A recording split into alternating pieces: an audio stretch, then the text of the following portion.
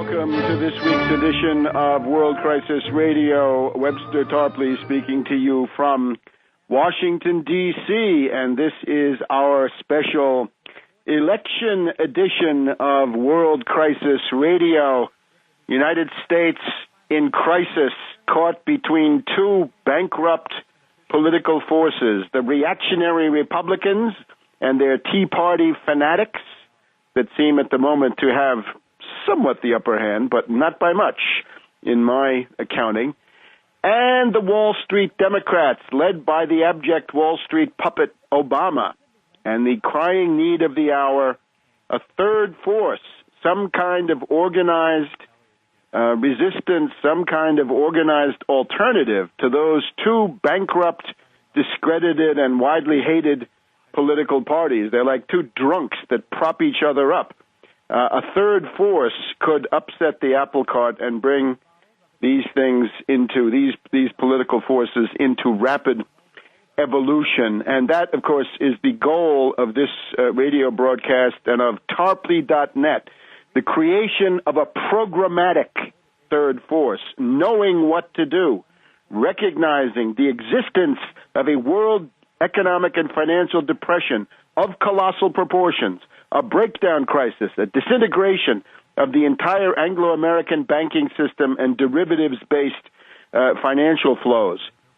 At the same time, then, providing a solution to that, the 5-point program in particular that you see at the top of Tarpley.net. Let me just mention for listeners in Italy, if you get Il Mattino of Naples of Thursday, October 28th, you will there find something of an interview with me. The correspondent Gerardo Auziello was here in Washington on the weekend, and we spent some time talking at Capitol Hill at the anti-Obama demonstration, and also then in Union Station.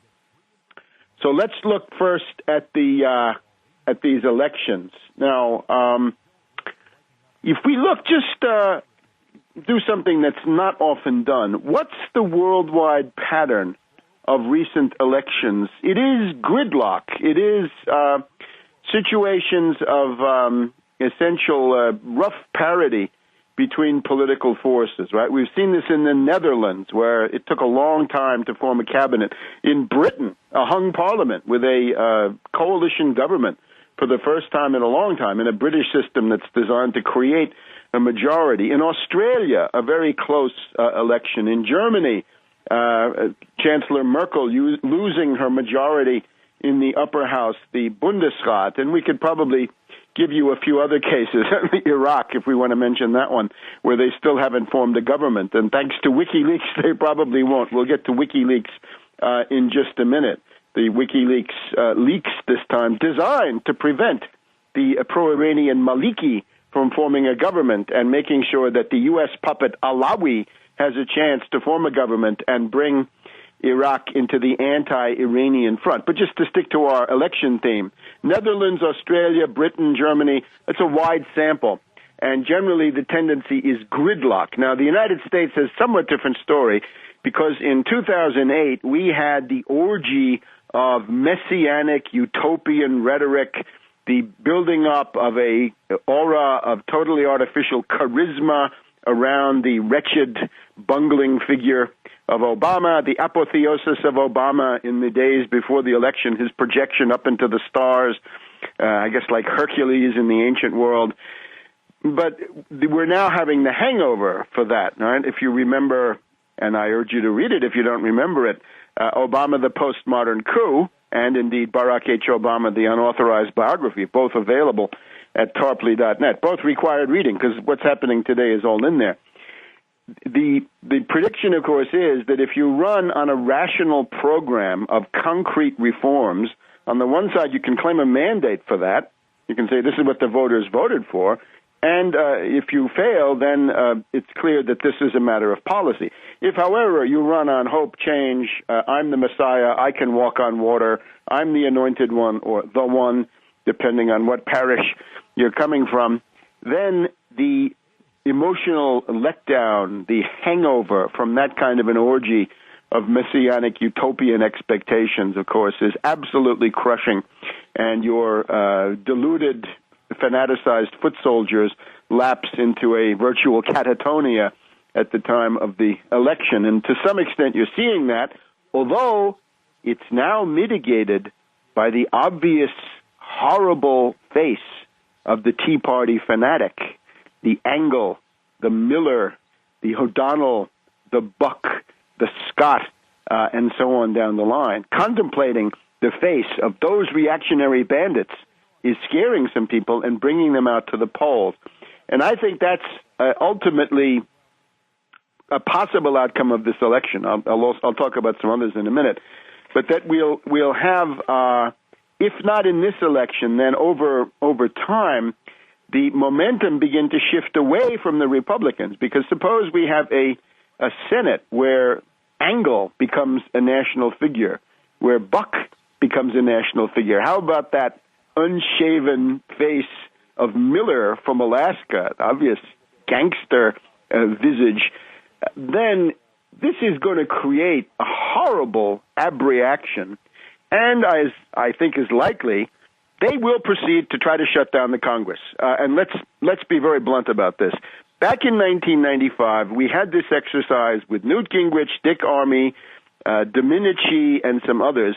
They wanted to provoke the national bankruptcy of the United States. They wanted a default, partly because, as Domenici said on one occasion, and I wrote about this, I'll try to find that old article maybe and put it up. Domenici said that he had spent some time during the budget crisis of September, October of 1995 in a room full of hedge fund operators with one Stanley Druckenmiller. Druckenmiller, of course, being one of the top acolytes and satellites of the Soros gang. And that Druckenmiller had said, if it's really a matter of cutting down the deficit and getting us back on a good financial footing, a U.S. default for the first time in history would be a good thing. We can see this idea circulating. The reactionary Peter Schiff of the Austrian school, that toxic foreign doctrine that is so hateful and so incompatible with the greatness of United States' national future, this scorn doctrine that nobody in Austria would follow, but they call themselves the Austrian school. There's no Austrian school in Austria, but it's coming to the United States Congress in some form. Peter Schiff has got a little tape on the Internet. You can find it, where he says the United States should default. That would be a good thing. And remember, this is their ideology. Starve the beast. Starve the beast. Government is the enemy. These people are right-wing anarchists working for finance capital. That's a very dangerous recipe. Right-wing anarchists, thugs, goons, hooligans, gutter snipes, and so forth, working for finance capital, rowdies, sociopaths, and so forth. How about Tom Tancredo in Colorado, the race baiter, the neo-know-nothing? These characters, but working for the Koch brothers, the Koch brothers, for Richard Mellon Scaife, for that right-wing fringe of the Schultz, Rupert Murdoch right-wing faction. In other words, the right of the right, the extreme right of the extreme right in the U.S. ruling class, because the U.S. ruling class has no left wing. It has you could call a center around Soros, James Baker III, people like this. But the extreme right with George Soros and Rupert Murdoch, and then the extreme right fringe of that, the Koch brothers and so forth. These people, they're one generation removed from people who idolized Mussolini, hated Roosevelt, and so forth. So you're getting a little bit close to those dangerous totalitarian movements in Central Europe in the 1920s and 30s, dear friends. So we'll be back in a minute with more election analysis.